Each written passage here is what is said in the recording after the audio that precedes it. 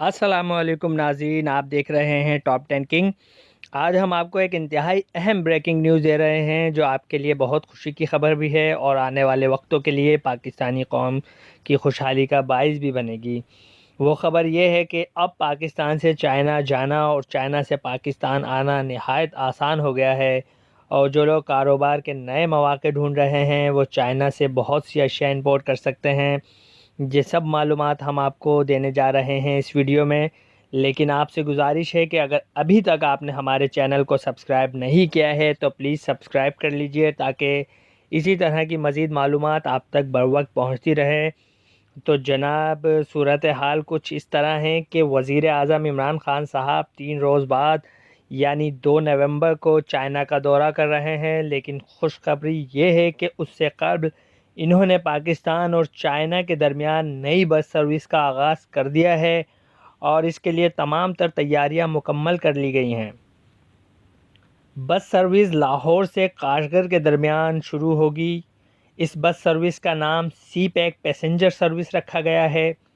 بس 2 دن میں لاہور سے براستہ کھنجراب بارڈر چائنا جائے گی، اور بس سروس اگلے ماہ نومبر 2018 کے آخر میں یا پھر دسمبر کے پہلے ہفتے سے شروع ہو جائے گی۔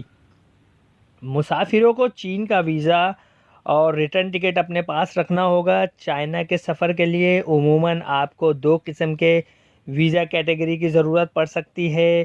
نمبر 1 ایف ویزا، جو کہ ان افراد کے لیے ہوتا ہے جو وزٹ کے لیے چائنا جانا چاہتے ہیں، اور ایم ویزا، یہ ویزا کاروبار یا معاشی سرگرمیوں کے لیے چائنا جانے والوں کے لیے جاری کیا جاتا ہے۔